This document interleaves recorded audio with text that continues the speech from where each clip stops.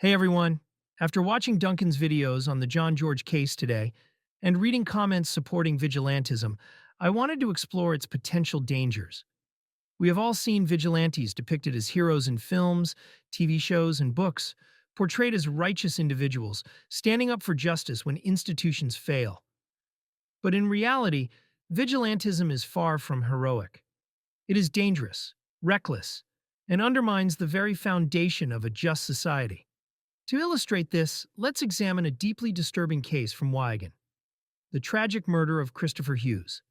This case demonstrates why taking the law into one's own hands has disastrous consequences, not just for the direct victims, but for society as a whole.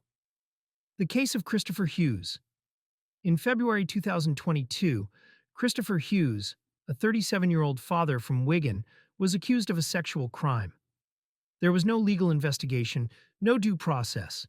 Just a group of men who believed they had the right to act as judge, jury, and executioner. Instead of going to the police, these men decided to exact their own form of justice. They abducted Christopher in broad daylight, shoved him into the boot of a car, and drove him to a remote location. Once there, they subjected him to a horrific and brutal attack, stabbing him over 90 times before dumping his body in a ditch in Skelmersdale. His remains were only discovered 4 days later. What makes this case even more harrowing is that Christopher Hughes was innocent. There was no truth to the allegations. And yet, his life was brutally stolen from him because of an unverified accusation. Following a police investigation, 8 men were arrested, tried, and convicted for their roles in Christopher's murder. In total, they received 229 years of combined prison sentences, a grim testament to how taking the law into one's own hands can backfire. But this tragic story is not just about Christopher Hughes. His case represents a wider issue: the dangers of vigilante justice and its devastating impact on individuals and communities. The inherent problems with vigilantism. This case highlights several fundamental problems with vigilantism. 1. The absence of due process. The legal system exists for a reason: to ensure that innocent people are protected and that those accused of crimes receive a fair trial. Vigilantism bypasses this process entirely. It replaces facts with rumors, trials with mob justice, and measured punishment with uncontrolled violence. Christopher Hughes never had a chance to defend himself. His fate was decided by individuals acting on unverified information, and it cost him his life. 2. The risk of false accusations. One of the biggest dangers of vigilante justice is that it often targets innocent people. Mistakes happen, rumors spread quickly, and misinformation can easily lead to irreversible consequences. In Christopher's case, these men acted without evidence. What if they had gone to the police instead? What if they had allowed an actual investigation to take place? If they had, Christopher Hughes would still be alive today. 3. The escalation of violence. Vigilantism is not about justice. It is about revenge. When people take matters into their own hands, violence often spirals out of control.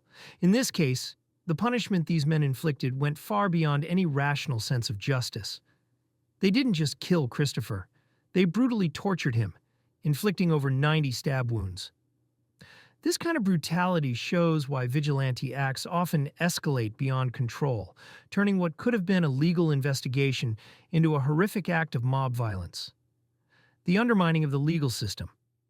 Vigilantism is a sign that people have lost faith in the justice system.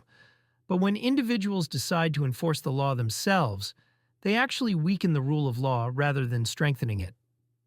If people stop relying on courts and police, society descends into chaos. Instead of justice being determined by facts, it becomes ruled by emotions, personal vendettas, and mob mentality. This is not just an abstract fear, it is a real and growing problem. We see it in online pedo hunter groups that falsely accuse people of crimes, leading to tragic consequences. We see it in communities where vigilante gangs inflict street justice, creating a cycle of violence. And, as we saw in Wigan, we see it in cases where innocent people are murdered for crimes they never committed. Broader societal impacts of vigilantism. Beyond individual cases, Vigilantism poses long-term risks for society. Here are a few wider consequences. Erosion of public trust. When people believe that justice must be handled personally, it signals a loss of trust in law enforcement and the judicial system. This weakens the institutions meant to protect us all. Encouragement of lawlessness. Vigilante actions encourage others to follow suit, leading to a cycle of violence and retaliation. One act of mob justice can spark further crimes and feuds. Harm to vulnerable groups. Research has shown that vigilantism often disproportionately harms marginalized groups, who are more likely to be targeted based on rumors, prejudice, or mob hysteria. Normalizing violence. If people begin to believe that vigilante actions are justified, society becomes desensitized to extreme violence.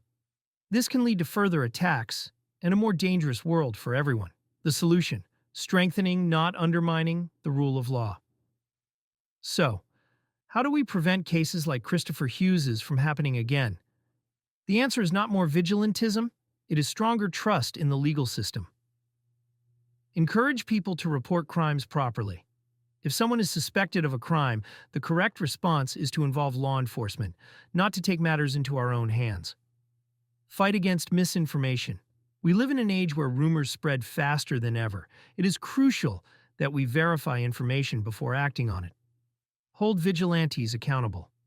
Those who take the law into their own hands must face justice, as they did in the case of Christopher Hughes's killers. This sends a message that mob rule will not be tolerated.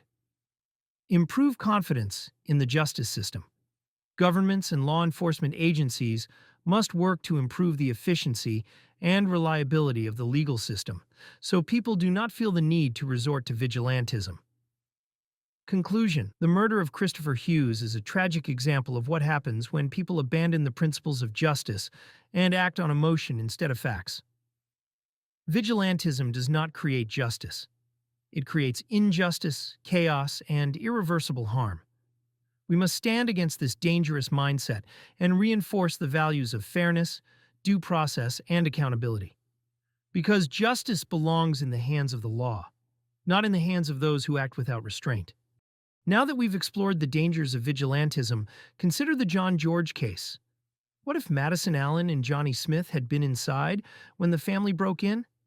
Could it have escalated to violence, even death? If they were later proven innocent, would we have another Chris Hughes tragedy?